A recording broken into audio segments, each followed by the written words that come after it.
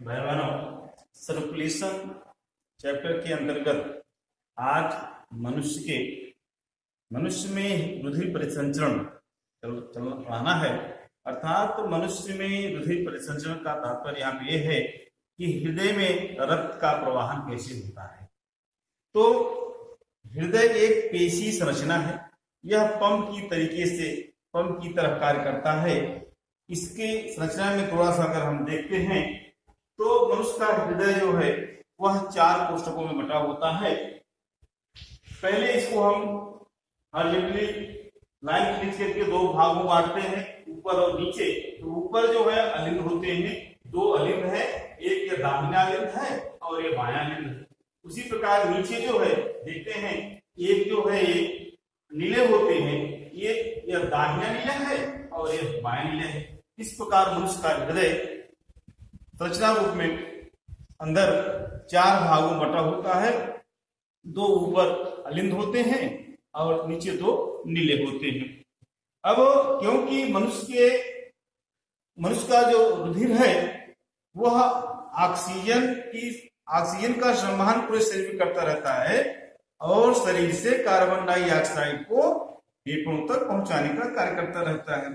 तो यहाँ पर एक चैलेंज है प्रकृति को, मनुष्य को लेकर के विशेष रूप से, कि एक ही शरीर में 2 प्रकार का रक्त बहता है, एक शुद्ध रक्त और एक अशुद्ध रक्त। शुद्ध रक्त का तात्पर्य है कि ऑक्सीजन युक्त रक्त, और अशुद्ध रक्त का तात्पर्य है कि ऑक्सीजन विहीन, अर्थात इसमें CO2 की मात्रा अधिक होती है। अब शरीर में इन दोनों रक्तों को अलग अलग बनाए रखना यह चैलेंज है। तो प्रकृति ने इसको स्वीकार किया है और शरीर में ऐसी व्यवस्था दिया है कि हृदय के आधे भाग में अशुद्ध रक्त बहता है और हृदय के दूसरे आधे भाग में शुद्ध रक्त बहता है।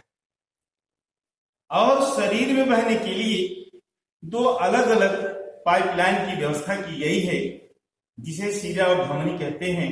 शिरा में अशुद्ध रक्त और धमनी में शुद्ध रक्त बहता है। तो यहां हम देखते हैं कि इस दाहिने अलिंद में पूरे शरीर से 3 महाशिराओं के द्वारा रक्त आता है। एक सबसे नीचे देखिए, यहां लिखे हैं पश्च महाशिरा। पश्च महाशिरा से शरीर की, अर्थात दोनों पैरों से और एब्डोमेन रीजन से रक्त खींच के आता है। ऊपर हमने यहाँ लिखा है, यह जो है लिखा है अग्र महाशिरा। अग्र महाशिरा है, यहाँ पर ये 2 अग्र महाशिराएं हैं। इस प्रकार से जो है ये 3 महाशिराओं के द्वारा रक्त जो है वह दाहिने अलिंद में आता है। दाहिने अलिंद से रक्त अशुद्ध रक्त है यहाँ पे, क्योंकि यह जो है शिराओं के द्वारा आ रहा है, पूरे शरीर से आ रहा है। यह रक्त या अलिंद और नीले, दाहिने अलिंद और नीले के बीच में एक कपाट होता है, जिसे हम त्रिवलनी कपाट या ट्राइकस्पिड वाल्व कहते हैं। एक त्रिवलनी कपाट के माध्यम के बीच से यह रक्त जो है इस दाहिने नीले में आता है। अब आने की प्रक्रिया जटिल है। यहाँ पर संकुचन और शीतलन होना रहता है। जब यह अलिंद कस करके संकुचित होता है तब अलिंद से रक्त जो है ट्राइकस्पिड वाल्व खुल जाता है और रक्त जो है वह दाहिने नीले में आ जाता है। लेकिन उस समय जब यहाँ पे संकुचन होता है अलिंद का, तो यह नीले जो है वह शीतलन की अवस्था में होता है और रक्त यहाँ से यहाँ आ जाता है। अब देखते हैं, यह अशुद्ध रक्त जो है हृदय के आधे भाग में आया और फिर ये यहाँ पर देखिए हमने अर्धचंद्राकार कपाट, सेमी लूनर वाल्व है या अर्धचंद्राकार कपाट। अब यहाँ पर जो है वह नीले के संकुचित अवस्था में होता है। उस समय ये ट्राइकस्पिड वाल्व बंद हो जाते हैं। सेमी लूनर वाल्व अर्थात अर्धचंद्राकार कपाट होते हैं और रक्त जो है इस फुफ्फुस महाधमनी या फुफ्फुस महाधमनी है, इस फुफ्फुस महाधमनी के द्वारा दोनों तरफ हमारे जो फेफड़े हैं उन फेफड़ों में रक्त पहुंचा दिया जाता है।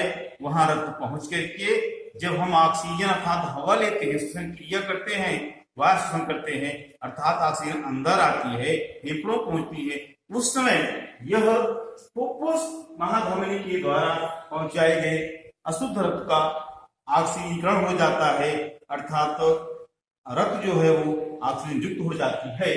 अब वह ऑक्सीजन युक्त रक्त जो होती है वह फुफ्फुस शिरा के द्वारा अर्थात पल्मोनरी वेन्स के द्वारा इस बाएं अलिंद में आ जाता है। यहां से बाएं अलिंद में यह उस समय आता है जब बायां अलिंद जो है वो शिथिलन की अवस्था में होता है, तो इन फुफ्फुस शिराओं के द्वारा रक्त जो होता है वह बाएं अलिंद में आ जाता है। अब फिर यह बायां अलिंद संकुचित होता है, अर्थात दबता है, और इधर जो है वह बायां नीले शिथिलन की अवस्था में होता है।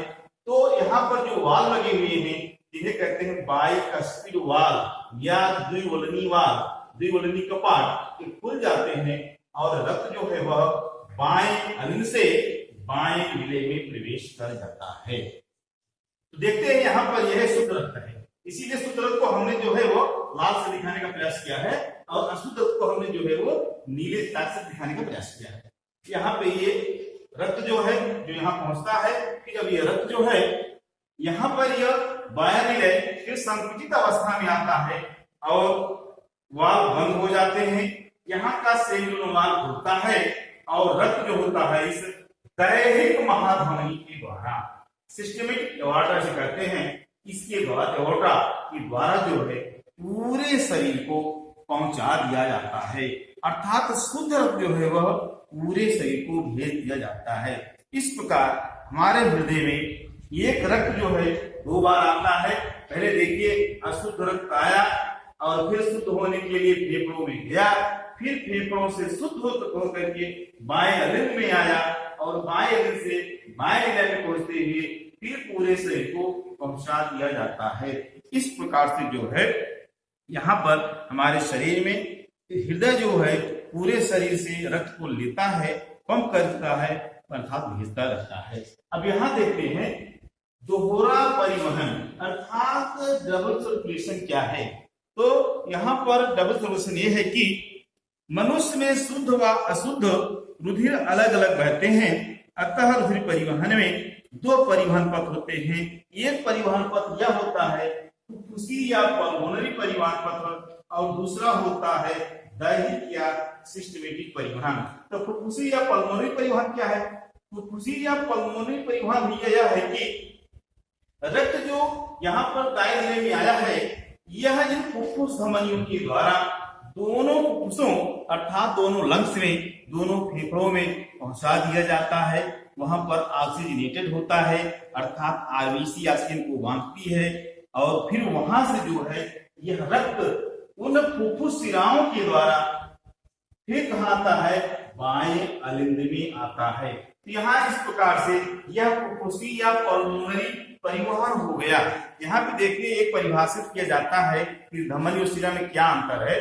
तो बताते ये हैं कि धमनी वो है जिनमें शुद्ध रक्त बहता है और शिरा में अशुद्ध रक्त बहता है। लेकिन यहाँ से थोड़ा सा कंट्रोवर्सी है। कंट्रोवर्सी ये है अर्थात विरोधाभास ये है, देखिए हृदय में लाने वाले रक्त आने वाली नलिकाएं शिराएं हैं, लेकिन यहाँ पर फुफ्फुस से अर्थात फेफड़ों से जो रक्त लेके आती हैं वे शिराएं तो है जरूर, लेकिन उनमें शुद्ध रक्त बहता है।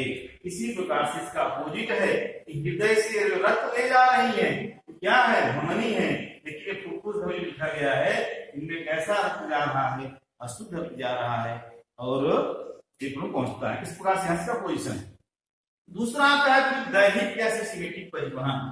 दैहिक से सिस्टमेटिक परिवहन का तात्पर्य होता है अर्थात जब शुद्ध रक्त फेफड़ों से अशुद्ध रक्त फेफड़ों शुद्ध होकर के फुफ्फुस शिराओं के द्वारा इस बाएं नीले में पहुंचता है, तो बाएं नीले से रक्त जो होता है वह कहाँ पहुंचता है? वह बाएं नीले से रक्त जो है वो दैहिक महाधमनी पहुंचता है और दैहिक महाधमनी से शरीर के विभिन्न भागों अर्थात हृदय से सिर को ले जाने वाले धमनियों, दोनों भुजाओं में, दोनों पैर की तरफ, किडनियों की तरफ, पेट की तरफ अर्थात पूरे शरीर को पहुंचाने वाले दैहिक महाधमनी के द्वारा रक्त पूरे शरीर को भेज दिया जाता है। आज इतना ही, धन्यवाद।